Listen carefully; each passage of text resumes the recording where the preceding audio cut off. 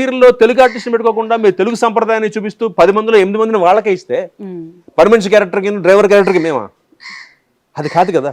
అంటే మీరు చూపించే తెలుగు కల్చర్ని, తెలుగు కల్చర్ని చూపిస్తున్నారు ఆడియన్స్ ఆ మాట ఫీల్ అవుతున్నారు. అరే వీళ్ళని చూస్తుంటే మాకు అసలు తెలుగు నేటివ్ రావట్లేదు, నేటివిటీ పోతుందని మీరు ఫీల్ అవుతున్నప్పుడు మెయిన్ క్యారెక్టర్స్ పెట్టుకోండి వాళ్ళని.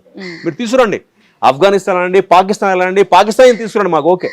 కానీ ఇద్దరే సీరియల్కి ఆర్ ముగ్గురు మ్యాక్సిమం. మీరు ఇద్దరు కాకుండా ముగ్గురు కాకుండా 7గురిని తీసుకొచ్చి ఓ డ్రైవరు, ఓ కాంపౌండర్, ఓ క్లీనర్, ఓ పని మనిషి మాకు ఇస్తే ఇంకా ఆడియన్స్ ఏం ఎంజాయ్ చేస్తారో మన సంస్కృతి ఎక్కడ చూపిస్తున్నాం.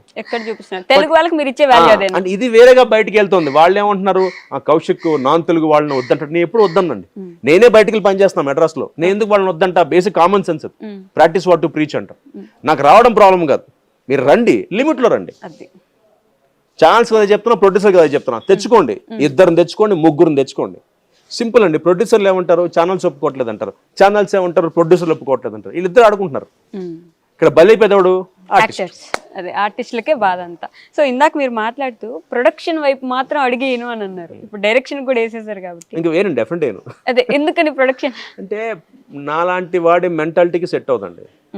అంటే నేనేంటంటే క్రియేటివ్ ఎక్స్పెక్ట్ చేస్తా. అంటే నేను ఎవరిని బ్లేమ్ చేయట్లా, ఇప్పుడు సిచ్యువేషన్ అలా ఉంది. ఇప్పుడు సీరియల్కి ఈపీ ఉంటాడు,